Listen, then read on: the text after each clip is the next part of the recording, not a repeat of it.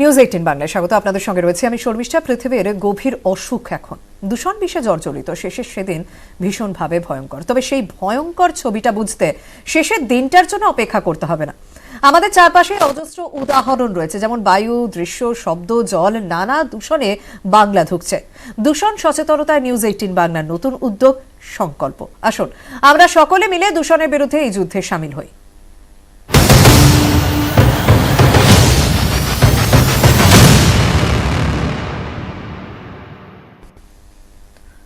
আজকে যে দূষণের কথা বলবো তা আমাদের সঙ্গে, আপনাদের সঙ্গে ওতপ্রোতভাবে জড়িয়ে রয়েছে।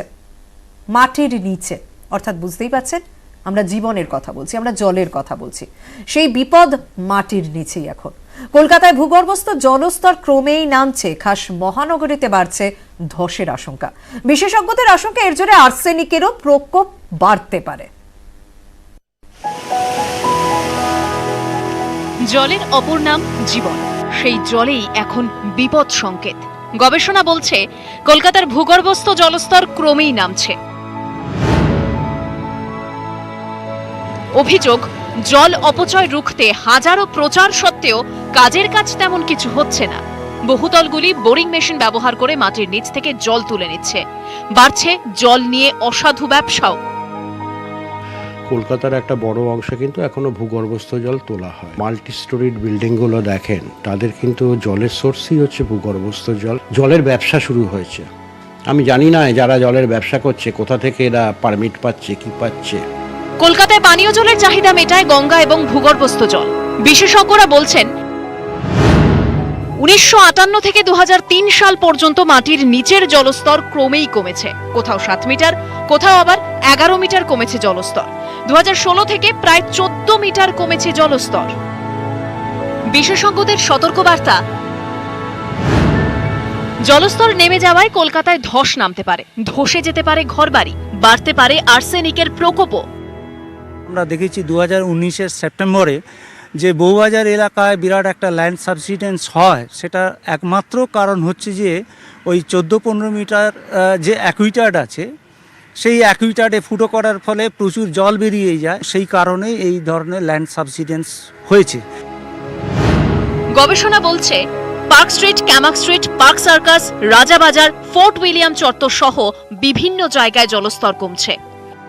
সেন্ট্রাল গ্রাউন্ড ওয়াটার বোর্ডের রিপোর্ট অনুযায়ী কলকাতায় প্রতি বছর গড়ে 11 থেকে 16 সেন্টিমিটার জলস্তর নামছে। 1986 সালে মাটির নিচ থেকে জল তোলার পরিমাণ ছিল দিনে 12 কোটি 15 লক্ষ লিটার। 2004 সালে তা বেড়ে হয় 20 কোটি 87 লক্ষ লিটার। 2006 সালের পর থেকে জল তোলায় নিয়ন্ত্রণ আনার উদ্যোগ নেয় কলকাতা পুরসভা। অভিযোগ, তাতে বিশেষ কাজ হয়নি। ওয়াটার স্ট্যাটিস্টিক্স বলছে যে 4 জনের একটা ফ্যামিলিতে 600 লিটার জল যথেষ্ট। সেখানে সেই 4 জনের ফ্যামিলি 3000 লিটার জল ইউজ করে পার ডে। বিশেষজ্ঞরা বলছেন মাটির নিচের জল ভান্ডার পূরণ করতে দরকার বৃষ্টির জল ধরে রাখা। সাধারণত কলকাতায় বছরে 1640 মিলিমিটার বৃষ্টি হয়। বিশেষজ্ঞরা বলছেন বৃষ্টির এই জল ধরে রাখতে হবে। জলস্তর নেমে যাওয়া এটা তো একটা ভয়াবহ পরিস্থিতি, কারণ অদূর ভবিষ্যতে তো ওয়াটার স্ক্যারসিটি হয়ে যাবে। জলের ভান্ডার অটুট রাখতে প্রয়োজন প্রশাসনিক নজরদারি, নচেত আগামী দিনে দৈনন্দিন জীবনে ব্যবহৃত জলের জন্য হতে পারে হাহাকার, মত গবেষকদের একাংশের। ক্যামেরা নলিন কুমার ও পিন্টু সরকারের সঙ্গে ভেঙ্কটেশ্বর লাহিড়ী, নিউজ 18 বাংলা, কলকাতা। অর্থাৎ আশঙ্কার বিষয়টা এতক্ষণে আপনারা অনুধাবন করতে পারছেন। আমাদের প্রত্যেক দিনের প্রাত্যহিক কাজের সঙ্গে, আমাদের জীবনের সঙ্গে যে জল জড়িয়ে রয়েছে, সেই জলই কি আজ বিশুদ্ধ? এবং এই ভূগর্ভস্থ জল নেমে যাওয়ার কারণে ক্রমশ কোথাও heart of the city, park street, Camac street, এই সমস্ত জায়গায় ধসেরও আশঙ্কা করা হচ্ছে। আমরা এই সমস্ত বিষয় নিয়ে আলোচনা করব। সাধারণ মানুষ হিসেবে আমার আপনার কি কি কর্তব্য, সেই বিষয়গুলিও জানবো। আমার সঙ্গে এই মুহূর্তে স্টুডিওতে রয়েছেন তরিত রায়চৌধুরী, শিক্ষক এবং গবেষক। আপনাকে স্বাগত। তার পাশাপাশি আমার সঙ্গে রয়েছেন চিকিৎসক শ্যামাশিস বন্দ্যোপাধ্যায়। আপনাকেও স্বাগত। আমরা বিভিন্ন বিষয় নিয়ে আলোচনা করব। প্রথমে আপনার কাছে জানতে যাবো স্যার, যে heart of the city, Camac street, park street, এই সমস্ত জায়গাগুলিতেও ভূগর্ভস্থ জল কমছে। সেক্ষেত্রে ধসের আশঙ্কা, তো এই জায়গাগুলো তো সব থেকে ব্যস্ততম জায়গা কলকাতার, এইটা কতটা ভয়ের? ব্যাপার যেটা হচ্ছে যে আরবানাইজেশনের সঙ্গে সঙ্গে বা পপুলেশন গ্রোথের সঙ্গে সঙ্গে যে পরিমাণে জল আমাদের প্রয়োজন, তা সেই জলের যোগানটা আমরা কী করে দেবো এটা বৈজ্ঞানিক উপায়ে ঠিক চিন্তাভাবনা করা হয়নি। আমরা এখনও বেশিরভাগ ক্ষেত্রে কলকাতার একটা প্লাস পয়েন্ট হচ্ছে যে এখানে আমাদের গ্যাঞ্জেস আছে এবং গ্যাঞ্জেস ওয়াটার বেশিরভাগ ক্ষেত্রে ড্রিঙ্কিং ওয়াটার পারপাসে পাইপলাইন দিয়ে সাপ্লাই করা হয়, কিন্তু তারপরেও একটা বৃহৎ অংশে কিন্তু ভূগর্ভস্থ জলের প্রয়োজনটা হয়। বিশেষ করে মাল্টি স্টোরির যে সমস্ত বিল্ডিংসগুলো আছে তাদের একমাত্র ওয়াটার রিসোর্স কিন্তু আন্ডারগ্রাউন্ড ওয়াটার। এবং এরপরেও আমরা দেখেছি যে কলকাতা এবং কলকাতা সারাউন্ডিং যে সমস্ত নতুন নতুন এলাকা গজিয়ে উঠেছে সেখানে একটা বিশাল পরিমাণে একটা আন্ডারগ্রাউন্ড ওয়াটার একটা ইউজ করা হচ্ছে ওয়াটার বিজনেস পারপাসে। সুতরাং এই যে জল যে উত্তোলন, প্রচুর পরিমাণে জল উত্তোলন হচ্ছে। আমি গ্রাম বাংলার কথা ছেড়েই দিচ্ছি, কলকাতায় কাল্টিভেশন হয় না, সুতরাং কাল্টিভেশন পারপাসে যে পরিমাণে ভূগর্ভস্থ জল উত্তোলন করা হয় সেটা কলকাতায় হয় না, কিন্তু এর বাইরে দিয়ে যে পরিমাণে জল উত্তোলন করে নেওয়া হচ্ছে তারপরে ভবিষ্যতে তো একটা মানে কি বলবো একটা ধসের তো একটা আশঙ্কা থেকেই যাচ্ছে। বা যে সমস্ত কন্টামিনেন্টস ভূগর্ভস্থ জলে আছে, আর্সেনিক, ফ্লুরাইড, এইগুলো কিন্তু তার খনিজ থেকে কিন্তু বেরিয়ে ভূগর্ভস্থ জলে মিশে যাচ্ছে এবং ওটা ড্রিঙ্কিং ওয়াটারের থ্রু দিয়ে মানুষ। অর্থাৎ আপনি খুব ভালোভাবে বললেন যে এই বিষটা আমাদের শরীরে শুধুমাত্র জলের মধ্যে দিয়ে আসছে না, আরো অন্যান্য শাক সবজি যেগুলো ঠিক কলকাতার বাইরে বিভিন্ন জায়গায় চাষ হচ্ছে সেই বিষয়টা নিয়ে আমি অবশ্যই আপনার কাছে আসবো। তবে ডক্টর বন্দ্যোপাধ্যায় আপনার কাছে জানতে চাইবো, দীর্ঘদিন ধরে বিভিন্ন রোগী দেখছেন, তো এই যে আর্সেনিকের বিষ এটা যে শুধুমাত্র জল দিয়ে নয় বিভিন্ন সবজি মারফত আসছে এবং এর প্রকোপে যে 8 থেকে 80 কেন সমস্ত বয়সের মানুষ পড়ছে এর প্রকোপের মধ্যে, তো শারীরিক কি কি সমস্যা দেখা দিতে পারে? পরে অবশ্যই শিশুদেরটা আমি আলাদা করে জানবো।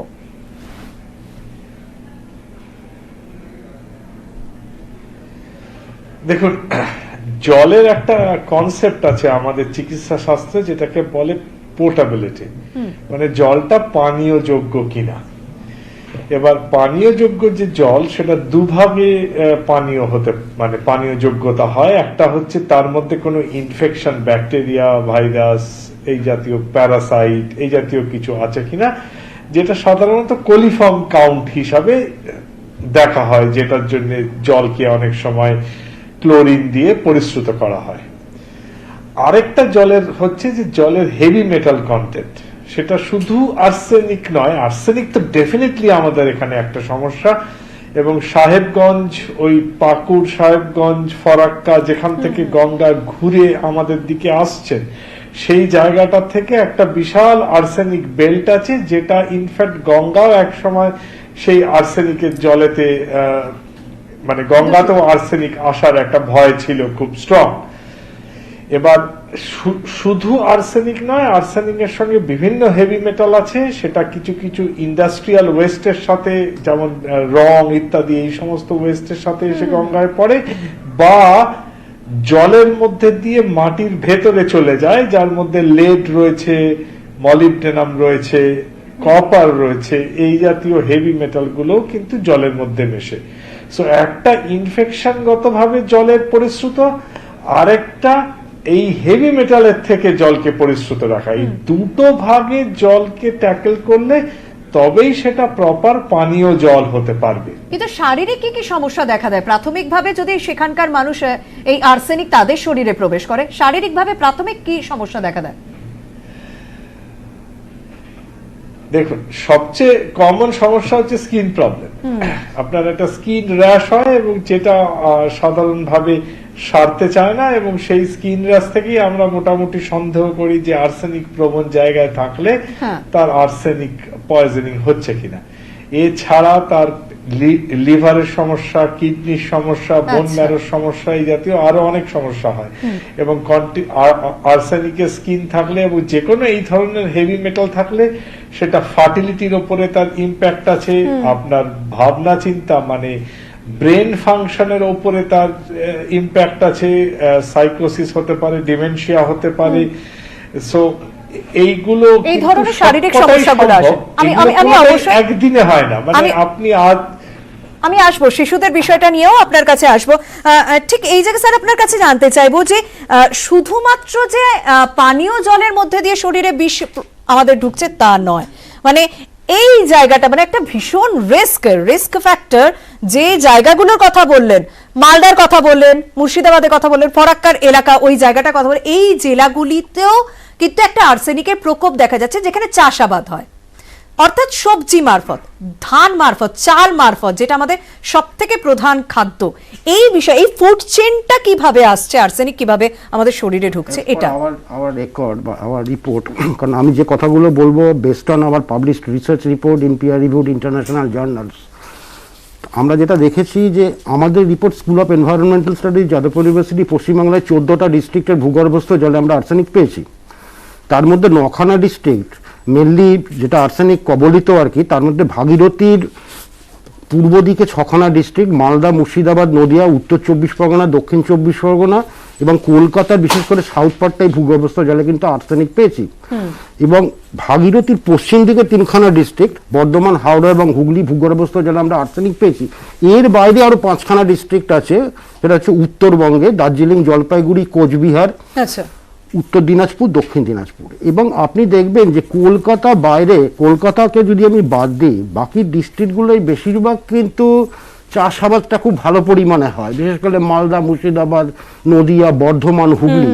এবং এখানে যে জল দিয়ে চাষ করা হয়, বিশেষ করে মানে সবচেয়ে চিন্তার যেটা ব্যাপার, বিশেষ করে বোরো কাল্টিভেশন বা সামার কাল্টিভেশন যেটা আমরা বলি, সেটা কিন্তু এখনো আমরা 80% ক্ষেত্রে কিন্তু ভূগর্ভস্থ জলের উপর নির্ভরশীল। এবং এই ভূগর্ভস্থ জল কিন্তু আর্সেনিক কন্টামিনেটেড বা ফ্লুরাইড কন্টামিনেটেড। পশ্চিমবাংলায় পশ্চিম দিকের 3খানা ডিস্ট্রিক্ট, বাঁকুড়া, পুরুলিয়া, বীরভূম, এর বাইরেও অন্যান্য ডিস্ট্রিক্টও আছে আমাদের রিপোর্টে, যেখানে আমরা ভূগর্ভস্থ জলে আর্সেনিকের বাদ দিয়ে ফ্লুরাইড পেয়েছি। ফ্লুরাইড কিন্তু আরেকটা সাবস্টেন্স যে কিন্তু adverse human health effect create করে। সুতরাং আইদার গ্রাউন্ড ওয়াটার বা ভূগর্ভস্থ জল যদি আর্সেনিক কন্টামিনেটেড হয় বা ফ্লুরাইড কন্টামিনেটেড হয়, সেই কন্টামিনেটেড জল কিন্তু দিয়ে আমরা চাষাবাদ করছি একদম। তাহলে ওর একটা কিন্তু ডিপোজিশন, অর্থাৎ নদী তীরবর্তী মানুষ যদি বসে থাকেন যে না, আমি যেহেতু নদীর জল পান করছি, আমি যেহেতু গঙ্গার জল পান করছি, তাহলে হয়তো আমার পানীয় জলটা বিশুদ্ধ, সেটা ভেবে বসে থাকলে চলবে না, কারণ অন্য মারফত আপনার শরীরে বিষ প্রবেশ করছেই। এটাই চিন্তার, এটাই আশঙ্কার। আর কলকাতা সংলগ্ন কোন কোন এলাকায় সব থেকে বেশি আর্সেনিকের প্রকোপ, সেটা দেখাবো। তবে সময় হয়েছে একটা বিরতি, সঙ্গে থাকুন। যে কথা বলতে বলতে আমি বিরতিতে গেলাম যে আর্সেনিকের বিষ নিঃশ্বাস এখন কলকাতার খুব কাছে, সোনারপুরে। দেখুন, এতদিন মূলত জেলাগুলিতে এই মাথা ব্যথার কারণ ছিল আর্সেনিক, কিন্তু বিশেষজ্ঞরা বলছেন এখন এই বিপদ কলকাতার কাছেই সোনারপুরে। সম্প্রতি যাদবপুর বিশ্ববিদ্যালয়ের স্কুল অফ এনভায়রনমেন্ট স্টাডিজের গবেষণায় উঠে এসেছে এমনই তথ্য। রাজপুর সোনারপুর পুরসভার 35টি ওয়ার্ডের ভূগর্ভস্থ জল পরীক্ষা করেন গবেষকরা। পরীক্ষায় বেশ কয়েকটি ওয়ার্ডের পানীয় জলে মাত্রাতিরিক্ত আর্সেনিক পাওয়া গিয়েছে। রাজপুর সোনারপুর মিউনিসিপ্যালিটি, সেখানে 35 ওয়ার্ডস আছে এবং 35 ওয়ার্ডসে আমরা যখন কাজ করতে যাই এবং গ্রাউন্ড ওয়াটার আমরা কালেকশন করি, সেখানে দেখি যে মানে আর্সেনিক এবং ফ্লুরাইড মানে দুটোরই একটা উপস্থিতি কিন্তু আছে। রাজপুর সোনারপুর পুরসভার একটা বড় অংশ কেএমডি এর অধীনে। সমীক্ষা অনুযায়ী 6 এবং 7 নম্বর ওয়ার্ডে অনেকের ইউরিনেই আর্সেনিকের হদিশ মিলেছে। ভবিষ্যতে কিন্তু আমরা যদি সচেতন না হই, তাহলে কিন্তু it is just knocking the door. কলকাতার গ্রাউন্ড ওয়াটারে তো আর্সেনিক চলে এসছে, ফ্লুরাইডের উপস্থিতিও কিন্তু আমরা পেয়ে যাব। আর্সেনিকের প্রভাবে ত্বকের রোগ হতে পারে ক্যান্সারও। আর্সেনিক থেকে ক্যান্সারাস প্লাস নন ক্যান্সারাস দুটো রিস্ক অ্যাসেসমেন্টই আসে। মানুষকে সচেতন হতে হবে এবং আমার যেটা কাজ সেটা আমাকে করতে হবে। বাকি যেটা those who R responsible for their own job, তাদের রেসপন্সিবল হতে হবে। সমীক্ষা অনুযায়ী পশ্চিমবঙ্গের 14টি জেলায় আর্সেনিকের প্রকোপ রয়েছে। তার মধ্যে অন্যতম মালদা, মুর্শিদাবাদ, নদিয়া, হাওড়া, হুগলি, বর্ধমান, 2 24 পরগনা এবং কলকাতা। এখনো সতর্ক না হলে আর্সেনিক বিপদ ভয়াবহ আকার নিতে পারে, সাবধান করে দিচ্ছেন বিশেষজ্ঞরা। এতদিন মাথা ব্যথার কারণ ছিল বিভিন্ন জেলা, এবার শহরের উপকণ্ঠেও জলে মিলল বিষের হদিশ। জল দূষণ ঠেকাতে একদিকে যেমন প্রয়োজন নাগরিক সচেতনতা, পাশাপাশি উদ্যোগী হতে হবে সরকারকেও, বলছেন বিশেষজ্ঞরা। ক্যামেরা জ্যোতির্ময় বসু ও পিন্টু সরকারের সঙ্গে ভেঙ্কটেশ্বর লাহিড়ী, নিউজ 18 বাংলা, কলকাতা। অর্থাৎ আমরা সমস্যার কথা জানলাম, সমস্যার জেরে আমাদের শরীরে কি কি প্রভাব পড়বে সেই বিষয়টিও জানলাম, কিন্তু আমরা বেরোবো কিভাবে, আমাদের কি করণীয় জানবো। ডক্টর বন্দ্যোপাধ্যায়, আমাদের কি করণীয় এই মুহূর্তে দাঁড়িয়ে তাহলে?